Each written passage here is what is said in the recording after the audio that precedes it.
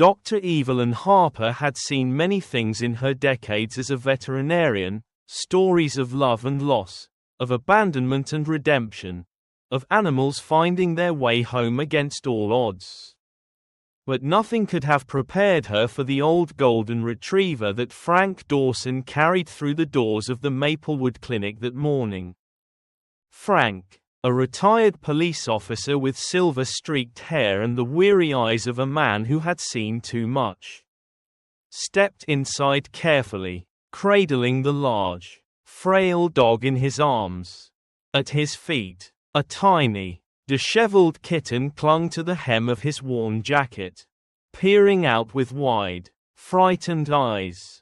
"I found them in the woods," Frank said, his voice gruff but gentle. The dog was curled around the kitten, keeping it warm. "Poor thing looks like he hasn't had a decent meal in weeks." Evelyn nodded, motioning for him to place the dog on the examination table. The old retriever let out a deep sigh as he settled onto the padded surface, his body thin beneath his matted golden coat. His eyes, dark and intelligent, blinked up at her with quiet exhaustion but also something else, trust. "You're a good boy, aren't you?" Evelyn murmured as she ran her hands gently over his body, checking for injuries. His ribs were too prominent, his fur tangled with burrs and dirt. But despite it all, he seemed calm, protective. She turned her attention briefly to the kitten, which had taken refuge behind Frank's boot. "And you, little one, you must have had quite the adventure," she said, scooping the tiny creature up and placing it in a warm towel. The kitten, after a moment of hesitation, gave a small mew and curled into the soft folds of fabric. Frank folded his arms across his chest, watching. He never left the cat's side. He said, nodding toward the retriever, "When I found them, he was half buried in a pile of leaves, keeping the kitten covered with his body. If I hadn't come along, I don't think they would have lasted much longer." Evelyn exhaled, her heart aching at the thought. "He's been on his own for a long time," she said, stroking the retriever's head, "but he's got a strong spirit." She reached for the scanner, a small device she had used thousands of times before, and passed it over the dog's shoulder. The silence of the clinic was broken by a soft beep. A microchip. Evelyn blinked, glancing at the screen. A number appeared, and with a practiced efficiency, she entered it into the database. A moment later, the results flashed on the monitor. Her breath caught in her throat. "This dog," she turned to Frank, her voice steady despite the sudden racing of her heart. "His name is Max." Frank frowned. "You got a record on him?" Evelyn nodded slowly, reading the information on the screen. "Max was reported missing 7 years ago." Frank whistled low. 7 years? That's a long time for a dog to be out on his own. She swallowed, scrolling further, and then she stopped. The registered owner's name sent a chill through her. Margaret Whitmore. Frank must have noticed the shift in her expression. "What is it?" he asked.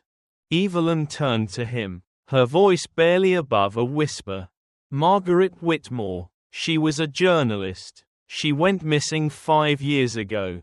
She hesitated before adding, "They never found her." For a long moment, neither of them spoke. Margaret Whitmore had been a well-known investigative journalist, relentless in her pursuit of the truth. She had exposed corruption, uncovered scandals, and made enemies along the way. When she vanished without a trace 5 years ago, it had been national news. Despite an extensive investigation, no body had ever been found. Her disappearance remained an open case, a mystery with no resolution. And now, here was Max, her dog, Alive. After all these years. Frank's expression darkened. That's not a coincidence. Evelyn shook her head. No, it's not. She turned back to Max, running her fingers gently along his ears. Where have you been, old boy? She murmured. What have you seen? Frank's posture straightened, the instinct of a detective returning. If this dog belonged to Margaret, and he's been missing since before she disappeared. His voice trailed off, his thoughts clearly racing. He might be the last living connection to whatever happened to her. Evelyn felt a chill run down her spine. Max had survived all these years. Somehow, against all odds. Had he been lost? Had he been with someone else? And why had he only now turned up? Emaciated and alone in the woods, protecting a kitten as if it was the last thing in the world he had left. Frank pulled out his phone. I still know a few people at the department. He said, I'm making a call. As he stepped aside, Evelyn turned back to Max, her heart aching. She had seen the loyalty of dogs before, had witnessed their unwavering devotion to the people they loved. Had Max been searching all this time? Had he been waiting, hoping for Margaret to return? And now, 5 years later, here he was, alone. Except, not quite. She glanced at the tiny kitten nestled in the towel, its small body rising and falling with each breath. Max had protected it, just as he had once protected Margaret. Whatever had happened to him, whatever he had endured, he hadn't lost that part of himself. He was still a guardian, a protector. Evelyn swallowed the lump in her throat and reached for the phone herself. If there was any chance that Max held the key to what had happened to Margaret Whitmore, they owed it to him to find out the truth. And perhaps, after all these years, justice would finally come. Frank Dawson had spent decades as a police officer. But even in retirement, his instincts never faded. Something about Max's reappearance didn't sit right with him. A dog missing for 7 years. Belonging to a woman who vanished without a trace 5 years ago. That wasn't a coincidence. It was a thread begging to be pulled. And Frank was ready to pull it. That night, he sat at his desk, an old lamp casting a yellow glow over scattered papers and a well-worn notebook. He sifted through old articles, police reports, anything he could find about Margaret Whitmore's disappearance. The case had been high profile, she had been a well-respected journalist, unafraid to expose corruption. But it wasn't just her career that made the case stand out. It was the way the investigation had been handled. Too clean, too quick. Margaret had last been seen working on a land scandal involving powerful figures in town. She had uncovered irregularities in property sales, land seizures that didn't add up, and a web of money that led to some very well-connected people. Her last article hinted at something big, something she was close to exposing. And then, she disappeared. No body, no clear suspects. Just gone. Frank ran a hand through his graying hair. Exhaling sharply, he knew what an intentionally buried case looked like. He had seen it before. Back when he was still on the force. Someone had wanted Margaret's investigation to stop. And now, after all this time, Max, the only piece of her life still left behind, had suddenly resurfaced. Why now, and where had he been all these years? While Frank followed the paper trail, Dr. Evelyn Harper was doing her own investigation, one that didn't involve old police reports. But something just as important. Max himself. The old retriever had settled into her clinic. But his body told a story even more painful than the missing years in the records. As she examined him further, Evelyn found scar tissue beneath his thick fur. Some were small, scratches, signs of a rough life. But one, along his left flank, was deep, long-healed but unmistakable, a wound that looked like an old bullet graze. She felt her chest tighten. "What happened to you, Max?" she whispered, running a gentle hand over his fur. The dog looked up at her with quiet trust, his tail giving the slightest wag. He was still strong, despite the years of hardship. A survivor, but he had been through hell. And someone had wanted to make sure no one ever found out. By morning, Frank walked into the clinic, his jaw tight with determination. He had spent half the night poring over files, and the other half making phone calls. One in particular had led him here. Sheriff Henry Lawson, an old friend, still wearing his badge, had agreed to meet him. Henry was already waiting for him inside, his expression unreadable. He had been sheriff for nearly 20 years. The kind of lawman who knew when to follow the rules and when to listen to his gut. And right now, his gut was telling him something was wrong. "I pulled the old files," Henry said quietly. "You were right to dig. The case was closed way too fast." Frank leaned against the counter, arms crossed. "Someone wanted it buried." Henry nodded. "And it gets worse. A few months before Margaret disappeared, she requested police records on a large land purchase south of town.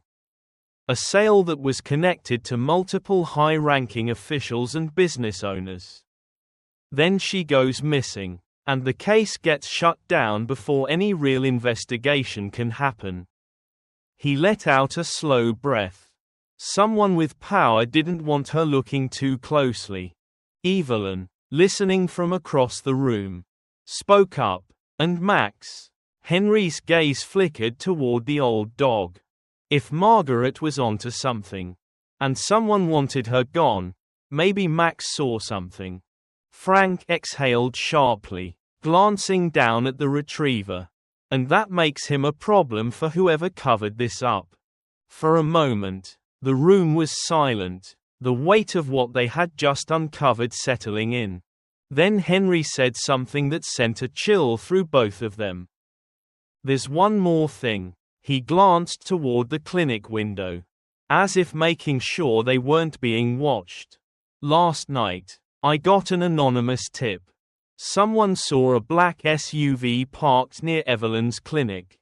Engine running. No one got out. Just watching." Evelyn's breath caught. Frank's jaw tightened. Someone knew they were asking questions. And they didn't like it. Max wasn't just any lost dog. He was evidence. He had been with Margaret in her final days. Maybe even in her final moments. And if he had survived, that meant someone had failed to get rid of everything. And now, they were coming back to finish the job. Henry's voice was firm. "We need to be careful. If someone was willing to kill for this once, they'll do it again." Frank glanced at Max, who lay on the exam table, unaware of the storm swirling around him. He had survived for 7 years. He had protected a helpless kitten when he had nothing left of his old life. Now, it was their turn to protect him. Frank straightened, looking from Henry to Evelyn. "We're not backing down," he said. "Margaret deserves the truth." Evelyn nodded, her voice steady. "And Max deserves justice." Henry sighed, rubbing a hand over his face. "Then we'd better move fast. Because whoever was out there, whoever had tried to erase Margaret Whitmore's investigation 5 years ago, was still watching. And they were getting closer." The air in the clinic was tense the moment the man stepped through the door. Dr. Evelyn Harper didn't recognize him. But something about the way he carried himself, rigid posture, sharp eyes scanning the room, sent a warning through her gut. He was well dressed, a little too polished for someone walking into a small-town vet clinic. And he didn't look like the kind of person who genuinely cared about animals. Frank Dawson, standing near the exam table, straightened instinctively, his retired cop instincts sharpening. The man cleared his throat and fixed his gaze on Max, who was resting comfortably on a soft blanket in the corner. "That's my dog," he said, his voice smooth but firm. "I'd like him back." Evelyn and Frank exchanged a glance. Max lifted his head, blinking at the stranger. Then, almost instantly, his body went stiff, his ears flattened, his tail tucked between his legs. And then, he whimpered. Not the whine of excitement or recognition, but a low, fearful sound. Evelyn's heart squeezed. Max was afraid. Frank took a slow step forward. "Funny," he said casually. "Dog doesn't seem too happy to see you." The man's expression didn't change, but there was something cold behind his eyes. "He's been through a lot," he said, "but he belongs to me." Evelyn folded her arms. "Do you have proof of ownership? Vet records? Registration?" The man's jaw tightened, just for a second. Then he forced a thin smile. "I lost those when he went missing." Frank didn't move. "Lost them? How convenient." The man took a step closer. "I don't need paperwork to know my own dog."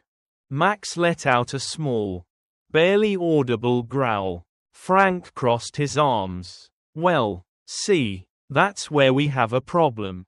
Because this dog, his real name is Max, already has an owner. And she's been missing for 5 years." The man's face didn't betray much, but something flickered in his eyes. Annoyance? Recognition? Evelyn couldn't tell. "You're making a mistake," he said, his voice lower now. "No," Frank said evenly. "I think you are." The man studied him for a long moment. Then, with a short nod, he turned and walked out of the clinic. But before he disappeared through the door, he glanced over his shoulder, eyes locking onto Frank. "I'll be back," he said. The door swung shut behind him. For a moment, silence hung heavy in the room. Evelyn let out a slow breath.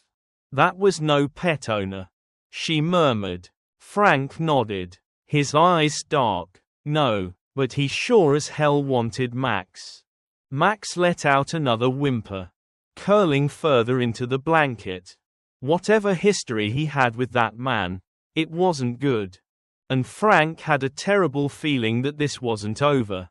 That night, Evelyn couldn't shake the unease clinging to her. The encounter with the stranger had left her rattled, but she had chalked it up to intimidation tactics. Now, standing in the dim light of the clinic after closing, she realized it was more than that. Someone had been in the building. Nothing was stolen, no medication missing, no cash drawer forced open. But something was off. A cabinet door left slightly ajar. Papers on the desk shifted just enough to notice. A feeling, like the air had been disturbed. Someone had been searching for something. She immediately called Frank, and within 10 minutes, he was there, his old police instincts kicking in. He checked the locks, the windows, the back entrance. Nothing was broken. Whoever had entered had done so quietly, carefully. They weren't looking for drugs or money. Frank muttered. They were looking for something specific. Evelyn looked at Max, who lay curled up on the clinic bed, oblivious to the mystery swirling around him. Her eyes drifted to his collar, the old, Frayed leather one he had been wearing when Frank found him in the woods. What if they were looking for something Max has? She murmured. Frank frowned. Like what? Wordlessly, Evelyn reached for the collar, running her fingers along its worn edges. It was old but sturdy. The kind of collar a dog would wear for years without replacement. And as she turned it over, she noticed something unusual, a tiny seam along the inner lining. Her heart pounded. Carefully, she pried it open. A small, hidden compartment. Inside, nestled in the fabric, was a USB drive. Frank let out a low whistle. Well, looks like Max was carrying a secret all along. Evelyn grabbed her laptop, plugging the drive in with shaking hands.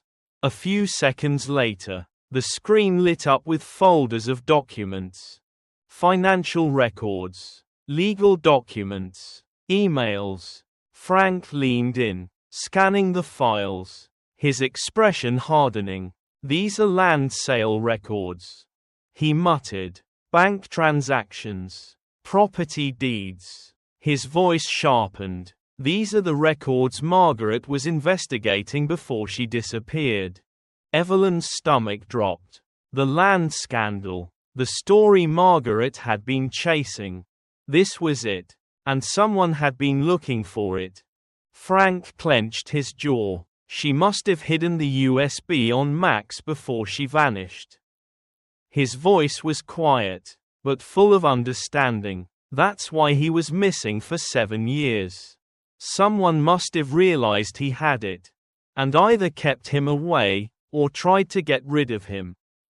Evelyn's fingers tightened around the collar. And now that he's back. They're back, too. Max had been carrying the evidence all along. And someone dangerous, had just realized they hadn't finished the job. Evelyn's breath came fast. Frank, we're in trouble. Frank reached for his phone. We need to move. Now.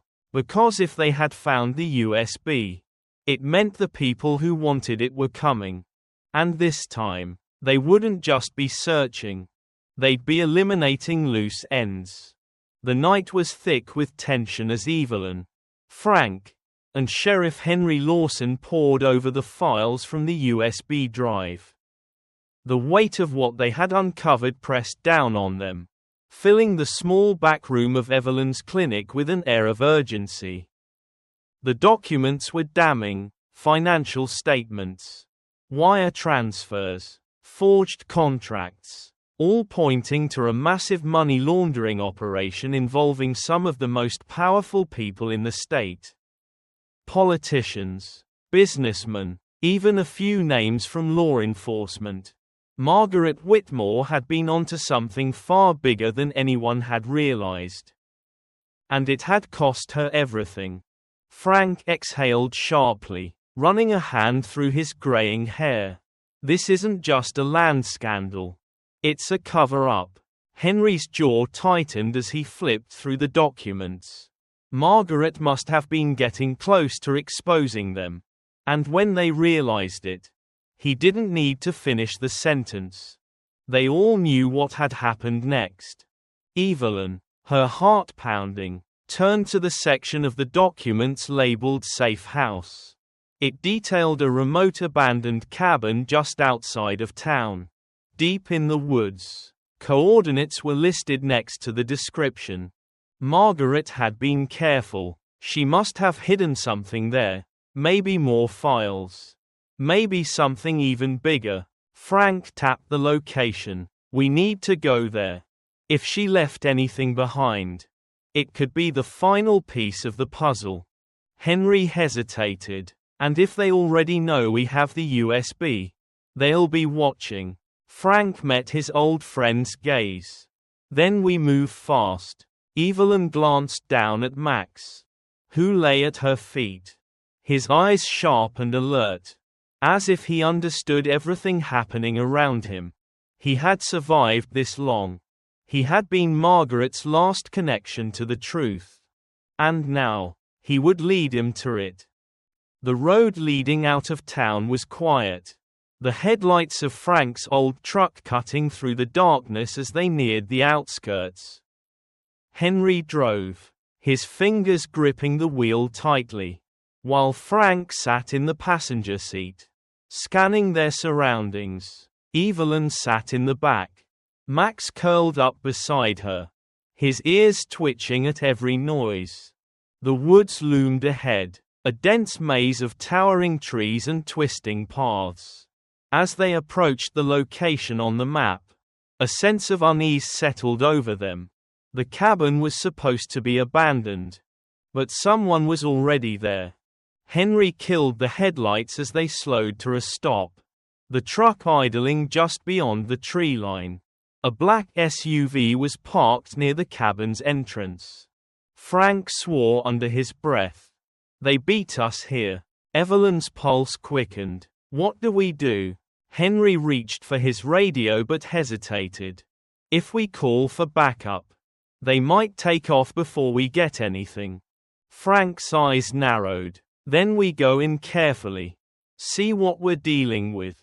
Leaving the truck behind, they moved quietly through the trees, Max padding alongside them, his body tense. The cabin sat in eerie silence, the old wooden structure barely visible under the thick shadows of the forest. Then, movement. 2 men near the SUV, armed, talking in hushed voices. Frank gestured for them to stop. "They're guarding something." Henry nodded. "Or waiting for someone." Evelyn's breath caught as one of the men pulled something metallic from his jacket, a lighter. He flicked it open, the tiny flame casting an orange glow against the dark. Then he turned toward the cabin, holding a gasoline can. They were going to burn it down. Frank acted first. "Move." The 3 of them burst forward, catching the men off guard. Henry pulled his badge. "Sheriff's Department. Hands where I can see them." The man with the lighter dropped it in shock, but the other wasn't so hesitant. He reached for his gun. A shot rang out, Henry's warning shot into the dirt. The men scrambled. One bolted toward the SUV. The other ran into the woods. Frank swore, "They're splitting up." But before they could react, the forest came alive. A 3rd man emerged from the trees behind them. They weren't just guards. It was a setup. Evelyn barely had time to cry out before the man lunged toward her. But before he could reach her, a blur of golden fur charged forward. "Max!" he snarled, throwing his weight against the attacker, teeth bared in a ferocious growl. The man stumbled, unprepared for the sudden force, giving Frank just enough time to land a solid punch that sent him sprawling. "Move!" Frank shouted. Henry fired another shot in the air, forcing the man near the SUV to abandon the vehicle and flee. Evelyn barely had time to catch her breath before Max barked sharply, then ran straight into the forest. "No, Max!" Evelyn called after him, but Frank grabbed her arm. "He's leading us." There was no time to question it. They followed. The forest was thick, the underbrush making it nearly impossible to see far ahead. But Max moved with purpose, weaving through trees as though he knew exactly where he was going. Then, suddenly, he stopped. Evelyn nearly collided into Frank as they skidded to a halt beside the dog. Before them, hidden beneath layers of leaves and thyme, was a metal storage box.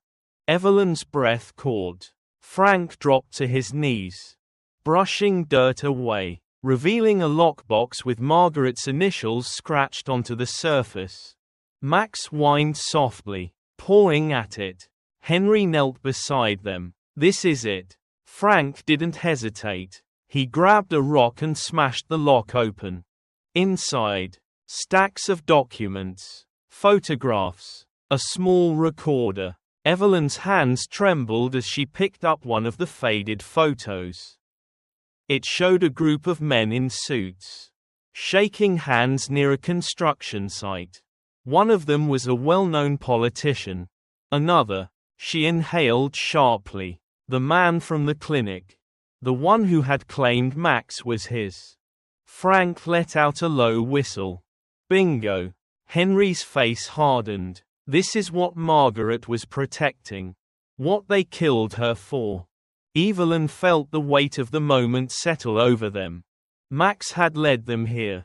Not by accident. Not by chance. He had brought them back to Margaret's final clue.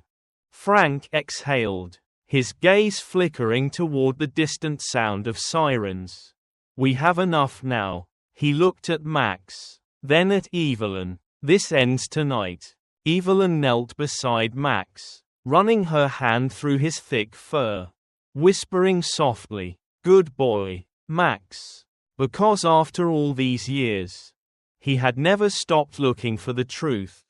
And now, finally, they had found it. The truth had a way of finding the light, no matter how deeply buried it had been. For 7 years, Margaret Whitmore's investigation had been silenced, hidden beneath layers of deception, power, and fear. But now, because of Max, because of his unwavering spirit, his survival, his loyalty, justice was finally being served. With Sheriff Henry Lawson's help, Evelyn and Frank sent the documents, the photographs, and the recordings to a trusted independent journalist. Someone who wasn't tied to the corrupt system that had tried so hard to erase the truth. Within days, the evidence spread like wildfire. The financial records exposed massive money laundering operations linked to politicians, business moguls, and law enforcement officials who had spent years profiting from illegal land deals. The hidden audio tapes, recorded by Margaret herself, revealed secret meetings, whispered threats, and confessions that left no room for denial. Margaret had been killed for what she knew. And now, the world knew it too. The backlash was swift. Arrests were made. High-profile figures who had once been untouchable found themselves in handcuffs, led out of their offices under flashing cameras. The town's most powerful families suddenly had no shields to hide behind.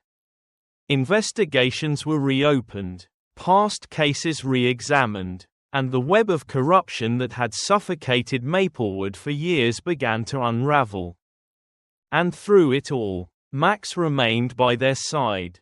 The dog who had once disappeared into the shadows had become a symbol of resilience. His story made headlines, the dog who kept the truth alive. Reporters wanted interviews. People wanted to meet him. But to Evelyn and Frank, he wasn't a symbol or a story. He was family. The day the final arrests were made, Evelyn and Frank sat on the front porch of their home, watching the golden hues of sunset stretch across the sky. Max lay beside them, his head resting against Evelyn's knee, his body finally at ease. For the first time in years, he didn't have to run. He didn't have to protect anything. He was safe. Evelyn ran her fingers through his thick fur, her heart swelling with quiet emotion. Bei jo con ko the gieng goi roy. Max, she whispered, con da hon than in hiem vu kua min. Max sighed, a deep, contented sound, as if he understood. Frank leaned back in his chair, glancing over at the dog with a small smile. You know, I never thought a dog would be the one to solve a case I couldn't. Evelyn chuckled softly. Margaret knew. She trusted him. Frank nodded, his expression turning thoughtful. And now, he's got what she wanted for him all along. A home. A real home. Not a hiding place. Not a survival ground. A home filled with love, warmth, and peace. The wind rustled through the trees, carrying the distant hum of cicadas. The world had changed, but in this moment, everything felt still, safe, whole. Max let out a soft breath, nestling closer to Evelyn's legs. He had done what no one else could, kept the truth alive when everyone else had given up. And now, at last, he could rest. Because he wasn't just a dog without a past anymore. He was home. Thank you for watching the video. If you enjoyed it, please comment 1. And if you didn't, just hit like. See you in the next videos.